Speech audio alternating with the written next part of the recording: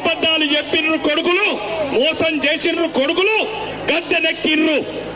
అమెరికల class ముఖ్యమంత్రి ఏం చదువుకుంటున్నావు ఈ వయసులో? ప్రజలను ఎట్లా మోసం చేయాలనా, ప్రజలను ఎట్లా ముంచాలనా? 4,000 రూపాయల పెన్షన్ కొడుకులు మళ్ళీ 8,000 చెప్తారు. ఎలక్షన్ రాగానే 8,000 చెప్తారు కొడుకులు. మేము చెప్తాం,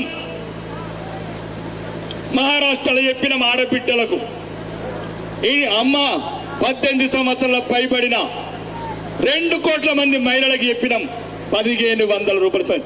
ఎల్లండి నా ఒక్కడన్న మహారాష్ట్రలో కాంగ్రెస్ వాళ్లకు సిగ్గు శరము లచ్చ ఉంటే ఎల్లండిరా మహారాష్ట్ర బార్డర్ తెగులూరు నాందేడ్ ప్రతి ఆడబిడ్డకు 1వ తారీఖు నాడు 1,500 వేస్తున్నాం.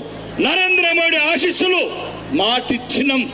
మాటిచ్చినం అంటే మడమ తిప్పేది లేదు, మాట తప్పేది లేదు. ఇది భారతీయ జనతా పార్టీ లక్షణం. ఇక ఈ మధ్యన ఒకటేనమ్మా, ఇళ్ల స్థలాలు లేని వాళ్ళకి చెప్తున్నా, ఇళ్ల స్థలాలు లేని వాళ్ళకు ముఖ్యమంత్రితో ఇప్పటికి 50 సార్లు కొట్లాడినా. చెప్పినారు, దొంగల లెక్క గద్దె లెక్కిండ్రు.